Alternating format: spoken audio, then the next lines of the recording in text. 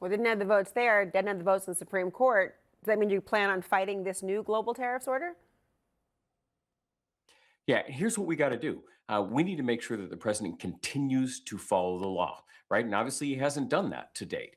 And so we're going to be watching very closely exactly how he implements those tariffs. Because you got to remember as well, just this week, the New York Federal Bank economist came out with a report that said 86% of these tariffs are paid by us as Americans. It's Mm-hmm. never been paid by foreign countries.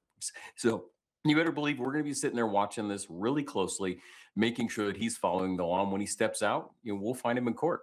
Well, speaking of banking, I mean, there's also a fight for refunds, something the court did not address, but many small businesses, well, they depend on it. Without those refunds, we're really not any better off than yesterday in terms of the money that we've already outlaid. I would love to get those refunds and hire back people I had to lay off.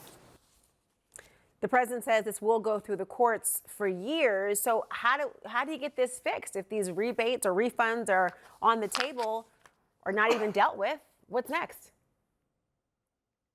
Well, I mean, this is what we teach our kids. When you make it wrong, you make it right.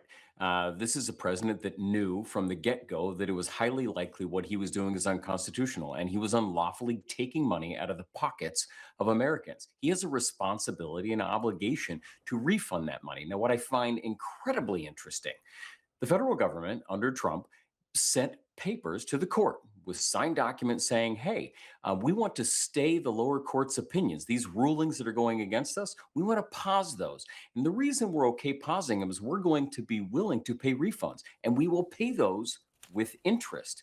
That's in legal filing. So I find it incredibly bizarre that he's now backtracking and, frankly, wanting to screw over Americans for money that he has unlawfully taken out of their pockets. It's wild to me.